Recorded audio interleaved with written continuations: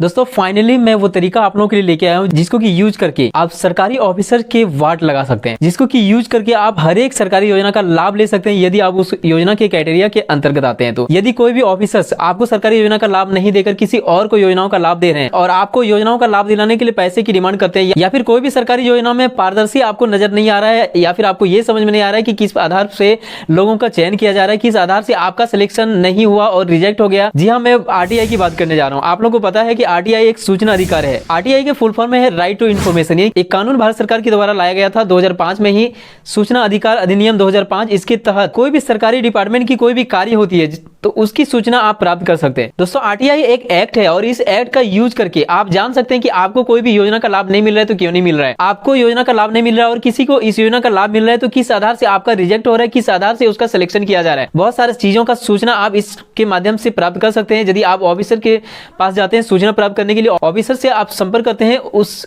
योजना से रिलेटेड सूचना प्राप्त करने का प्रयास करते हैं, तो वहां से आपको यदि सूचना नहीं मिलती है तो इसका यूज करके आप सूचना प्राप्त कर सकते हैं। कोई भी ऑफिसर आपके घरों तक सूचना भेजेंगे एंड प्रूफ के साथ आपको भेजेंगे। इससे आपको क्या फायदा होगा, सबसे पहले मैं ये बता दूं, यदि अब आवास योजना में कोई भी गड़बड़ी आपको नजर आ रही है, यदि आप योग्य लाभुक हैं, आपको आवास योजना का लाभ नहीं देके किसी और को इस योजना का लाभ दिया जा रहा है, या फिर कोई भी योजना का लाभ यदि आप योग्य लाभुक हैं आपको नहीं मिल रहा है, किसी और को मिल रहा है, पैसे के बल पर योजनाओं का लाभ दिया जा रहा है या फिर पहचान के बल पर योजनाओं का लाभ दिया रहा है, तो इससे रिलेटेड आप सूचना प्राप्त कर सकते हैं आरटीआई के जरिए, जिसमें आपको सूचना प्राप्त करा दिया जाएगा किस आधार से दूसरे लाभुकों का सिलेक्शन किया गया, किस आधार से आपको रिजेक्ट किया गया। हर एक चीजों की सूचना आपको प्रूफ के साथ में दिया जाएगा और कोई भी ऐसा प्रूफ नहीं होते हैं उन सभी ऑफिसर को जवाब देना पड़ेगा किन आधार पे उनका सिलेक्शन किया और किस आधार पे आपका सिलेक्शन नहीं हुआ, एंड उनके ऊपर कानूनी कार्रवाई भी किया जा सकता है यदि वो गलत करते हैं तो। और यदि वो गलत कर रहे हैं तो 100% उनके पास कोई भी प्रूफ नहीं होगा कि उनको लाभ दिया जा रहा है, वो 100% एलिजिबल है, ये प्रूफ ही नहीं कर सकते हैं। यदि वो लाभ लेने लायक नहीं है और किसी दूसरे को लाभ दिया जा रहा है तो वो प्रूफ ही नहीं कर सकते कि वो 100% उस क्राइटेरिया के अंतर्गत आते हैं, और आप 100% क्राइटेरिया के अंतर्गत आते हैं तो ये भी प्रूफ नहीं कर सकते कि आप इस योजना के लाभ लेने के हकदार नहीं है। इस आधार से वो आपको सूचना नहीं दे पाएंगे और इस आधार से उनके ऊपर में कानूनी कार्रवाई भी किया जा सकता है। चलिए डिटेल से हम लोग जानते हैं कि कैसे ऑनलाइन आरटीआई मंगा सकते हैं। हेलो एवरीवन, मैं हूं आपका भाई Kishore. Welcome to Kishore digital. दोस्तों चैनल पर पहली बार है तो प्लीज सब्सक्राइब कर लीजिए, बेल आइकन को प्रेस कर नोटिफिकेशन को ऑन कर लीजिए ताकि सरकारी स्कीम से रिलेटेड हर एक सही इन्फॉर्मेशन आप तक सबसे पहले पहुंच सके। तो चलिए देर न करते हुए कंप्यूटर की स्क्रीन पर चलते हैं और यहाँ से हम लोग आरटीआई को ऑनलाइन करने का प्रोसेस को समझते हैं। इससे पहले मैं आपको बता दूं, यदि आपके पास मोबाइल है तो उसके माध्यम से भी कर सकते हैं, कोई प्रॉब्लम नहीं है, मोबाइल के माध्यम से भी सारा प्रोसेस को आप कर सकते हैं। दोस्तों सबसे पहले आप अपने मोबाइल में क्रोम ब्राउज़र को ओपन करेंगे, देन वहां पे आपको सर्च करना है आरटीआई ऑनलाइन। इतना सर्च करते ही फर्स्ट वेबसाइट आपको यहाँ पे दिख जाएंगे rti-online.gov.in, इसमें आपको क्लिक करना है एंड यहीं से हम लोग आरटीआई ऑनलाइन कर सकते हैं। यहाँ पे देख सकते हैं फर्स्ट में आपको ऑप्शन मिल रहा है सबमिट रिक्वेस्ट और यहाँ पे click here for submit request. दोनों में से कोई भी ऑप्शन को आप यूज करके इसमें क्लिक करिए एंड यहाँ पे कुछ आपको गाइडलाइंस दिखेंगे जिसको कि आप पढ़ना चाहेंगे तो पढ़ सकते हैं। आरटीआई से रिलेटेड गाइडलाइंस है, यानी कि कौन कौन से सब्जेक्ट में आरटीआई को मंगा सकते हैं। सरकारी कोई भी योजना से रिलेटेड आप आरटीआई बेफिक्र मंगा सकते हैं, कोई भी प्रॉब्लम वाली बात उसमें नहीं है। यहाँ पे देख सकते हैं आपको नीचे एक बॉक्स मिल रहा है, इसमें आपको क्लिक करना होगा एंड यहाँ पे आपको सबमिट पे क्लिक करना होगा एंड कुछ डिटेल्स यहाँ पे आपको फिलअप करने होंगे ऑनलाइन। यहाँ पे कुछ डिटेल्स फिलअप करने होंगे। यहाँ पे अभी इंग्लिश में आप देख पा रहे होंगे, इसे हिंदी भी किया जा सकता है। यहाँ पे आपको लैंग्वेज को चेंज करने का एक ऑप्शन दिख रहा है, इसमें आप क्लिक करेंगे एंड यहाँ पे हिंदी भी आप सेलेक्ट कर सकते हैं। इससे क्या होगा कि आप हर एक चीज को हिंदी से देख पाएंगे, समझ पाएंगे और हिंदी से फील भी कर पाएंगे। बड़ी आसानी से आपका सारा काम हो जाएगा। यहाँ पे आपको मिनिस्ट्री यानी कि मंत्रालय और विभाग का सिलेक्शन करना होगा कि कौन सा विभाग से आपको आरटीआई चाहिए, यानी कि कौन सा विभाग से आप सूचना प्राप्त करना चाहते हैं। जैसे कि आपको ग्रामीण विकास से रिलेटेड सूचना चाहिए या फिर जो भी यहाँ पे बहुत सारे आपको विभाग मिलेंगे जिससे भी रिलेटेड आपको सूचना चाहिए वो आप इसमें सेलेक्ट कर लीजिए। जैसे कि मुझे ग्रामीण विकास से रिलेटेड चाहिए तो मैं यहाँ पे ग्रामीण को सेलेक्ट कर लेता हूँ एंड उसके अंतर्गत भी कुछ विभाग और पाया जाता है। कौन सा विभाग से आपको सूचना चाहिए उसे यहाँ पे सेलेक्ट करेंगे एंड उसके बाद यहाँ पे कुछ चीजों को आपको फिलअप करने होंगे। जैसे कि यहाँ पे आप अपने ईमेल आईडी को फिलअप करेंगे। ईमेल आईडी यहाँ पे मस्ट है, आपको 100% फिलअप करने ही पड़ेंगे। ईमेल आईडी पर ही आपको सारा सूचना मिलेगी। आपका रजिस्ट्रेशन नंबर भी उसी में मिलेंगे। जैसे कि आप ऑनलाइन आवेदन यहाँ पे करते हैं अप्लाई एंड उसके बाद एक रजिस्ट्रेशन नंबर आपको मिलती है जो कि आपको ईमेल आईडी पर ही मिलेगी एंड यहाँ पे आप अपने मोबाइल नंबर को फिल करेंगे एंड ईमेल आईडी को दोबारा से यहाँ पे आप फिल करेंगे, अपना नाम यहाँ पे फिल करेंगे। अब ये सब चीजों को आप हिंदी में कर सकते हैं। जैसे कि यहाँ पे मैंने हिंदी सिलेक्ट कर लिया है तो हिंदी में आप कर सकते हैं। यदि आपने इंग्लिश में यहाँ पे फिलअप कर रहे हैं तो इंग्लिश में यहाँ पे कर सकते हैं। जैसे कि मैंने हिंदी सिलेक्ट किया तो यहाँ पे हिंदी में आपको नाम को फिल करना है। अपने मोबाइल में हिंदी कीबोर्ड को आपको ओपन करना है एंड यहाँ पे हिंदी से आपको फिल करना है। यदि आपके मोबाइल में हिंदी फॉन्ट नहीं है तो आप प्ले स्टोर से डाउनलोड कर लेंगे एंड उसके बाद यहाँ पे महिला है या फिर पुरुष है आप सेलेक्ट करेंगे एंड यहाँ पे एड्रेस आप फिल करेंगे। एड्रेस में आप अपने ग्राम लिखेंगे, पंचायत लिखेंगे एंड अपने प्रखंड लिखेंगे। इतना लिखने के बाद आप यहाँ पे पिन कोड भी लिखेंगे एंड इंडिया यहाँ पे ऑटोमेटिकली सेलेक्ट किया हुआ है एंड यहाँ पे स्टेट यानी कि राज्य आपको सेलेक्ट करना है। जैसे कि मैं यहाँ पे झारखंड को सेलेक्ट कर लेता हूँ। मैंने झारखंड को सेलेक्ट कर दिया एंड यहाँ पे आप शहरी क्षेत्र से हैं या फिर ग्रामीण से है।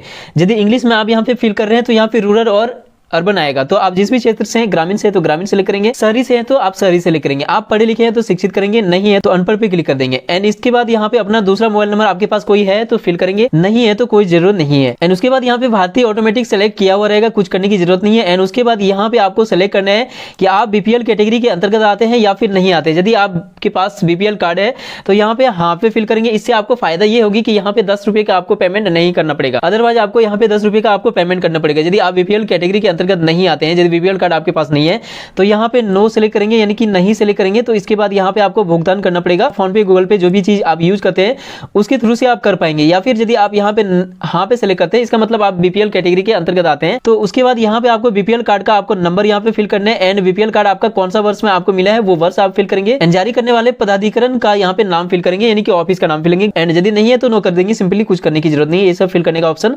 आपको नहीं मिलने वाला है। एंड उसके बाद यहाँ पे कुछ चीजों को आपको लिखना होगा, जैसे कि आपको जिस भी रिलेटेड आपको सोचना चाहिए वो चीज यहाँ पे लिखेंगे। जैसे कि आप यहाँ पे सेवा में श्रीमान जिस भी पदाधिकारी से आपको आरटीआई चाहिए उस पदाधिकारी को यहाँ पे लिखेंगे। जैसे कि वीडियो से चाहिए तो आपको श्रीमान प्रखंड विकास पदाधिकारी लिखेंगे। एंड आप यहाँ पे नीचे लिख देंगे निम्न सूचना प्राप्त कराने के संबंध में। एंड नीचे आपको 1 2 3 करके जो भी सूचना आपको चाहिए वो आप यहाँ पे टाइपिंग कर देंगे। यदि आप हिंदी में कर रहे हैं तो यहाँ पे हिंदी में सारा चीज को लिखेंगे, यदि आप इंग्लिश में कर रहे हैं तो इंग्लिश में आपको फिल करने होंगे। एंड यहाँ पे कुछ चीजों को दिया हुआ है, जैसे कि आप देख सकते हैं कि यदि आप हिंदी में कर रहे हैं तो कॉ यानी कि ये सब चीजों को ही आप यूज कर सकते हैं। 1 2 3 4 5 6 जो भी चीजें हैं यहाँ पे दिया हुआ, इन्हीं चीजों को आप यूज कर सकते हैं। एंड कुछ सिंबल यहाँ पे दिया हुआ, यही सिंबल को आप यूज कर सकते हैं। इसके अलावा कोई भी सिंबल को यदि आप यूज करते हैं तो सबमिट नहीं होगा, ये मैं आपको पहले बता दूं। एंड कुछ पेपर में आप लिख देंगे, जो कि आपको थोड़ा सा आगे बता देता हूं कि कौन सा चीज आपको पेपर में लिखना है और उसको यहाँ पे आपको अपलोड करना होगा। एक पेपर में एक सादा पन्ना में आप लिखेंगे डिटेल से, थोड़ा सा उसमें बहुत ज्यादा डिटेल से आपका होगा। एंड उसके बाद यहाँ पे आपको अपलोड करना है।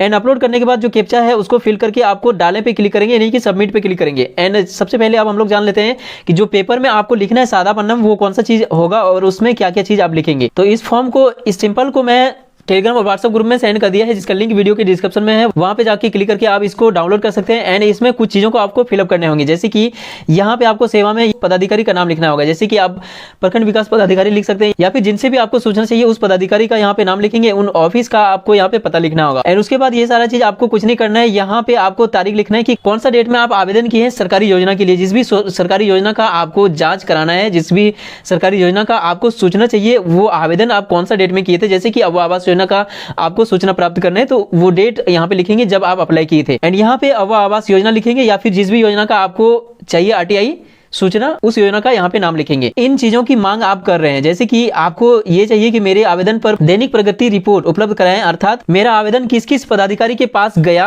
तथा किस पदाधिकारी के पास कितने दिन तक रहा और इस दौरान उस पदाधिकारी ने उस पर कार्यवाही क्या किया। तो ये आपको सूचना चाहिए कि किन किन पदाधिकारी के पास आपका आवेदन इधर उधर भटका और उनके पास क्या काम हुआ। एंड उसके बाद दूसरा सूचना आपको चाहिए कि आपके विभाग के नियम के अनुसार मेरे आवेदन अधिकतम कितने दिनों में कार्यवाही पूरा हो जाना चाहिए। एंड उपयुक्त समय का पालन किया गया या नहीं किया गया, ये सूचना आपको चाहिए। एंड उसके बाद आप यहाँ पे एड्रेस को फिलअप करेंगे, जैसे कि गांव, पंचायत, प्रखंड, और यहाँ पे योजना का नाम इस जगह पे लिखेंगे। इस योजना में लाभुकों का चयन किस आधार पे किया गया, ये आपके लिए बहुत ही इंपॉर्टेंट चीज है। आप ये मांग करेंगे कि अब आवास योजना या फिर जिस भी योजना का आपको जानकारी चाहिए, उस योजना का लाभुकों का चयन आपके गाँव में किस आधार पर किया गया। इससे आपका ये भी पता चल जाएगा कि किस आधार से लोगों का छटनी किया गया। एंड उसके बाद यहाँ पे आपको 4th नंबर में क्वेश्चन का ये जानना है कि आपका जो आवेदन है वो यदि रिजेक्ट कर दिया गया है तो किस आधार पर रिजेक्ट किया गया है, वो संपूर्ण आपको डिटेल्स में आपको प्रोवाइड किया जाए सूचना को। ये 4 प्रकार का सूचना आप मांग कर रहे हैं, कोई और सूचना का आपको जरूरत है, यहाँ पे पेन से आप लिख देंगे। 5 नंबर पे कोई और भी आपको सूचना चाहिए तो उसके बाद आपको 10 रुपए का पेमेंट आपको करना है। यदि आप ऑफलाइन यदि आप इसके लिए अप्लाई कर रहे हैं तो इसी को डाउनलोड करके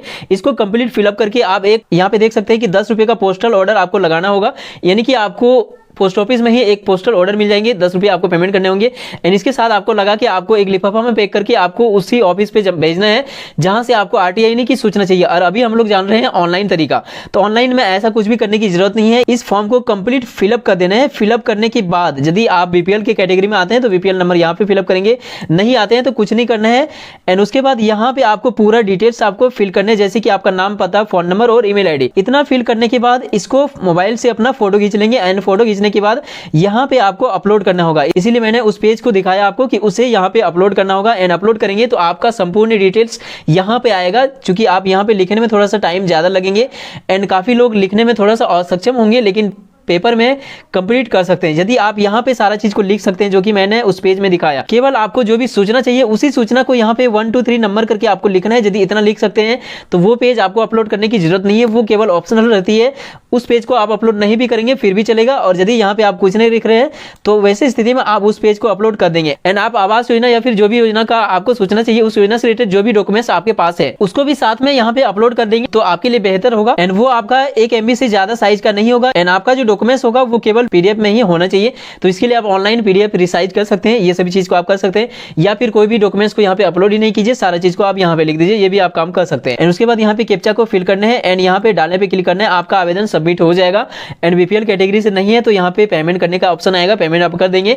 एंड उसके बाद आपके ईमेल में एक रिफ्रेश होना जाएगा एंड उसके माध्यम से आप ट्रैक भी कर पाएंगे। यहाँ पे देख सकते हैं एक ऑप्शन आपको दिख रहा होगा स्थिति या स्टेटस, इसमें क्लिक करके आप स्टेटस का पता लगा सकते हैं। यहाँ पे जैसे आप क्लिक करेंगे एंड यहाँ पे स्टेटस का पता करने के लिए आपको कुछ चीजों को फिल करने होंगे, जैसे कि आपका पंजीयन संख्या एंड आपका ईमेल आईडी एंड जो कैप्चा नजर आ रहा है उसको बॉक्स में फिल करके आपको यहाँ पे सबमिट करना है। आपका स्टेटस यहाँ पे दिखेंगे कि आपका सूचना प्राप्त किया जा रहा है या नहीं किया जा रहा है, कहां तक आपका स्थिति पहुंचा है।